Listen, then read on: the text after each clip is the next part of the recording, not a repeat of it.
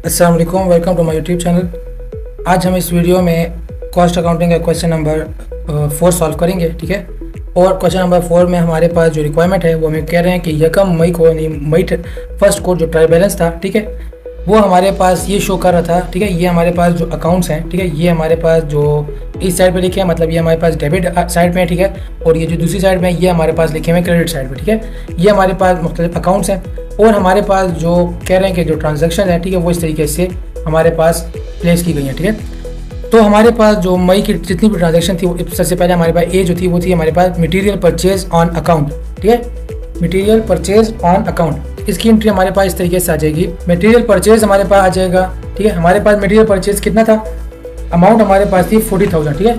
40,000 की हमारे पास जो मटेरियल कंट्रोल था, मतलब हम लोगों ने मटेरियल परचेज किया, ठीक है। और किस पे किया, ऑन अकाउंट किया, मतलब हमारे पास वर्क इन हमारे पास अकाउंट पेपर आ जाएगा। नेक्स्ट एंट्री है हमारे पास डायरेक्ट मटेरियल इशूड, ठीक है, एंड इनडायरेक्ट मटेरियल इशूड।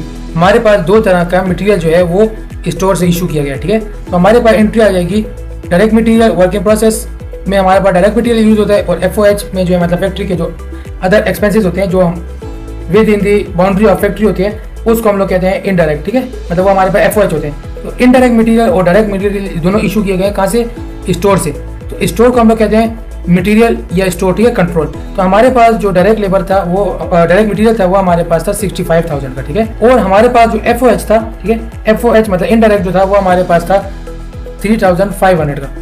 इन दोनों को जिस टाइम पे हमारे पास प्लस करते हैं तो हमारे पास ये दोनों बन जाएंगे 68,500, ठीक है। मतलब क्या हुआ कि हमारे पास जो डायरेक्ट मटेरियल जो था वो हमारे पास था 65,000 का, और इनडायरेक्ट मटेरियल जो है वो 3,500 का, ये हम लोगों ने स्टोर से इशू कर दिया, ठीक है। तो हमारे पास स्टोर में कमी आ गई, इसलिए क्रेडिट हो जाएगा, और डायरेक्ट वर्क इन प्रोसेस के अकाउंट में जो है वो इंक्रीज आ जाएगी क्योंकि हमारे पास और हमने और मटेरियल उसमें भेज दिए। नेक्स्ट एंट्री है C नंबर। हमारे पास C में हमें कह रहे हैं कि मटेरियल रिटर्न टू सप्लायर। हमारे पास कुछ मटेरियल था जो किसी वजह से ख़राब था या उसमें कुछ कमी थी, ठीक है, जो हम लोगों ने सप्लायर को वापस किए। तो इसकी एंट्री हमारे पास आ जाएगी।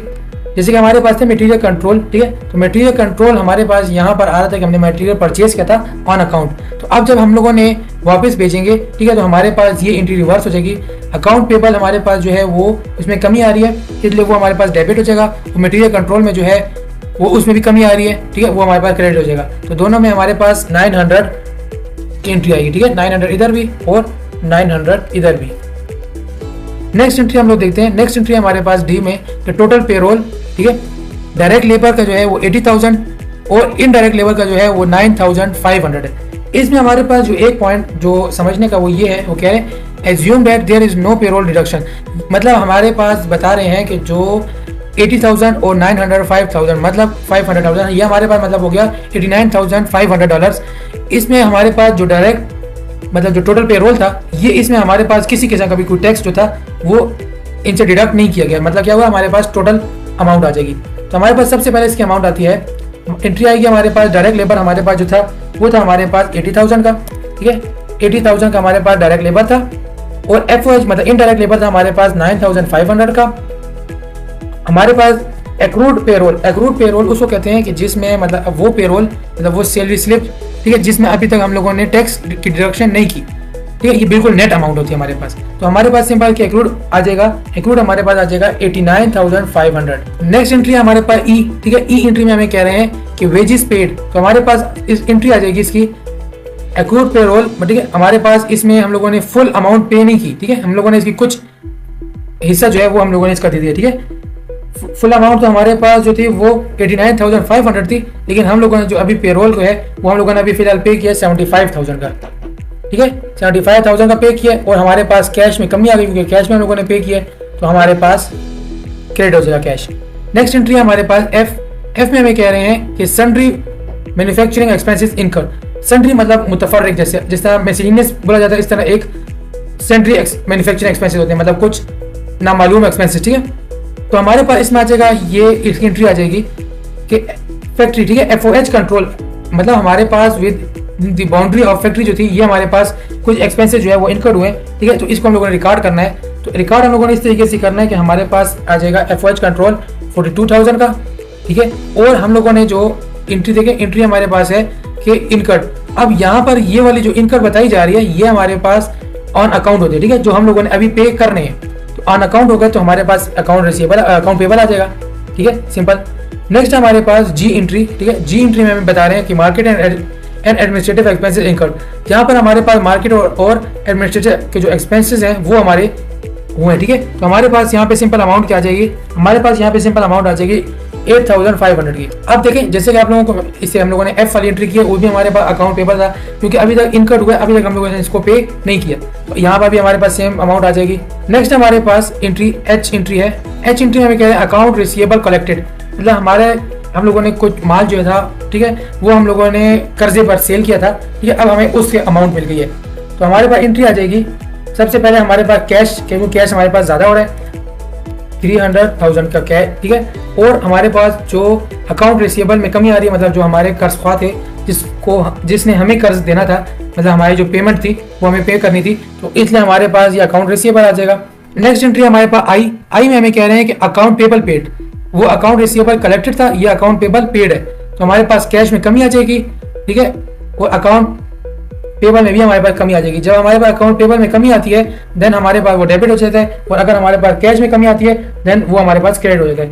अमाउंट हमारे पास 135,000 की। नेक्स्ट हमारे पास जे एंट्री, ठीक है। जे एंट्री में हमें क्या कह रहे हैं, जे एंट्री में कह रहे हैं depreciation to be provide for the month May at the rate of 2% पर annum on building and 10% per annum on equipment. अब ये जो स्टेटमेंट है इसको हम लोग, मैंने इसके लिए वर्किंग आप लोगों के लिए ऑलरेडी कर दी है, तो हमारे पास इसमें हम लोग लास्ट में देख लेंगे। हमारे पास जो थे वो बिल्डिंग की एक्चुअल अमाउंट जो थी वो थी हमारे पास $120,000 की, ठीक है, बिल्डिंग की एक्चुअल अमाउंट थी। और इसमें जो हमारे पास डिप्रिसिएशन थी वो हमारे पास मतलब एक्यूमुलेटेड डिप्रिसिएशन जो मतलब ऑलरेडी इसमें पहले से हो चुका था, हम लोगों ने उसको माइनस कर दिया, तो ये हमारे पास आ जाएगा 72,000 का, ठीक है। इस पे आप लोगों को जैसे अभी पता है हम लोगों ने डिप्रिसिएशन करनी है 2% के रेट पे, ठीक है। 72,000 को मल्टीप्लाई कर देंगे 0.02 के साथ, ठीक है, हमारे पास अमाउंट आ जाएगी 1440, ठीक है, ये हमारे पास आ गई। लेकिन अभी हम लोगों को एक महीने के लिए बना रहे हैं, इसलिए हमें फॉर 1 मंथ चाहिए। तो हमारे पास हम लोग इसको डिवाइड करेंगे 12 पे, हमारे पास फॉर 1 मंथ आ जाएगी। इसी तरह हमारे पास बिल्डिंग के साथ ये इक्विपमेंट में भी था। इक्विपमेंट की अपनी एक्चुअल अमाउंट ये थी, इसमें एक्यूमुलेटेड डिप्रिसिएशन जो था वो हम लोगों ने ये माइनस कर लिया था, ठीक है, क्योंकि ऑलरेडी इसमें ये माइनस हो चुका था। तो हमारे पास जो प्रेजेंट वैल्यू है वो आ गई है। इसमें हम लोगों ने इसको मल्टीप्लाई कर देना है 0.10 रेट के साथ, हमारे पास आ जाएगा $12,203, ठीक है। लेकिन ये हमारे पास पूरे साल का है, तो हम लोगों ने इसको एक महीने के लिए क्या करना है, मालूम करने के लिए तकसीम कर देना है 12 महीनों पर, ठीक है। तो हमारे पास ये अमाउंट आ जाएगी। अब हम लोग देखते हैं अपनी एंट्री को। अब हमारे पास एक्यूमुलेटेड डिप्रिसिएशन के लिए जो है वो हम लोगों ने यहाँ पर एंट्री करनी है कि हमारे पास बिल्डिंग का $120 था, और जो हमारे पास इक्विपमेंट था उसका हमारे पास था $1,017। अब इन दोनों को जब हम लोग प्लस करते हैं, ठीक है, इन दोनों को प्लस करेंगे तो हमारे पास क्या अमाउंट आ जाएगी, हमारे पास अमाउंट आ जाएगी $1,137 की, ठीक है। नेक्स्ट एंट्री हम लोग अपनी के वाली एंट्री देखते हैं। के एंट्री, के में हमें बता रहे हैं कि factory overhead apply to production at 60% of direct labour cost.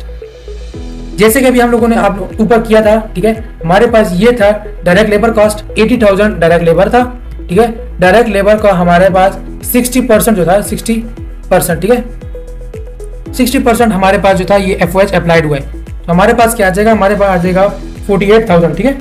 Work in process में हमारे पास आ जाएगा 48,000। और सेम हमारे पास अमाउंट आ जाएगी FOH अप्लाइड में। FOH अप्लाइड में जब हमारे पास इंक्रीज आती है, ठीक है, तो हमारे पास ये क्रेडिट होता है, और वर्क इन प्रोसेस में जब हमारे पास इंक्रीज आती है देन ये हमारे पास डेबिट होता है। अब हमारे पास नेक्स्ट एंट्री है एल की। एल में हमें कह रहे हैं कि वर्क इन प्रोसेस मई 31, ये हमारे पास वर्क इन प्रोसेस की जो है वो एंडिंग इन्वेंट्री हमें की हुई है, ठीक है। लेकिन अभी हम लोगों ने इसको मालूम ये करना है कि हम लोगों ने जो टोटल मतलब हमारे पास जितना वो था वर्क इन प्रोसेस अकाउंट में जितनी अमाउंट थी उसको हम लोगों ने देखना है कि अगर हमारे पास मंथ के एंड पे ये इन्वेंट्री थी तो टोटल हमारे इस महीने में कितना मटेरियल जो है वर्क इन प्रोसेस से मतलब कितना जो वर्क था वो हमारे पास जो अंडर प्रोसेस था वो चला गया फिनिश गुड में। इसके लिए मैंने आप लोगों के लिए रफ वर्क ऑलरेडी कर चुका हूँ। रफ वर्क हमारे पास इस तरह था कि हमारे पास जो ओपनिंग इन्वेंट्री है वो हमारे पास ये है, ठीक है, मटेरियल हमारे पास ये है, लेबर हमारे पास ये है, और FOH हमारे पास ये है। अब ये अमाउंट हमारे पास आई कहाँ से है, यहाँ पर जब हम लोगों ने ऊपर बताया ना, यहाँ पर देखें हमारे पास जो मटेरियल था ये देखिए, डायरेक्ट मटेरियल ये रहा, डायरेक्ट लेबर हमारे पास ये रहा, और FOH हम लोगों ने अभी इस जो नीचे स्टेप था इसमें हम लोगों ने ये FOH अप्लाइड जो है वो हम लोगों ने चेक कर लिया। सिंपल हम लोगों ने इसकी एंट्रीज कर लिया, ठीक है। और हमारे पास एंड में आ गया $278,400 के हमारे पास जो टोटल वर्क इन प्रोसेस का अकाउंट था, ठीक है। लेकिन जब हमारे पास एंडिंग इन्वेंट्री थी वो थी 75,000 की, $400 जो थे उसमें से हमारे पास जो एंडिंग इन्वेंट्री माइनस कर लिए तो हमारे पास फिनिश गुड की एंट्री हमारे पास इस तरीके से आ जाएगी कि हमारे पास यहाँ पर आ जाएगा 203,400, ठीक है।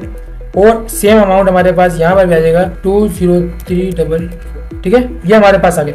नेक्स्ट हमारे पास है कि cost of goods sold. Cost of goods sold हमारे पास इसमें एंट्री आ जाएगी कि हमारे पास जो फिनिश गुड्स थे, ठीक है, वो अब हमारे पास सेल हो गए। तो हमारे पास जब सेल हो गए तो हमारे पास आ जाएगा, डेबिट हो जाएगा हमारे पास कॉस्ट ऑफ गुड्स सोल्ड।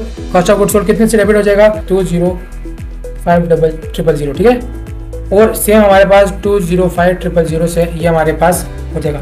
जब हमारे पास फिनिश गुड में कमी आ रही है, ठीक है, तो हमारे पास क्रेडिट हो जाएगा। वो कॉस्ट ऑफ गुड्स सोल्ड कि जो हमारे पास अकाउंट है उसमें हमारे पास इंक्रीज आ रही है। नेक्स्ट हम लोगों ने लास्ट एंट्री देखनी है। इस क्वेश्चन की लास्ट एंट्री है हमारे पास सेल ऑन अकाउंट।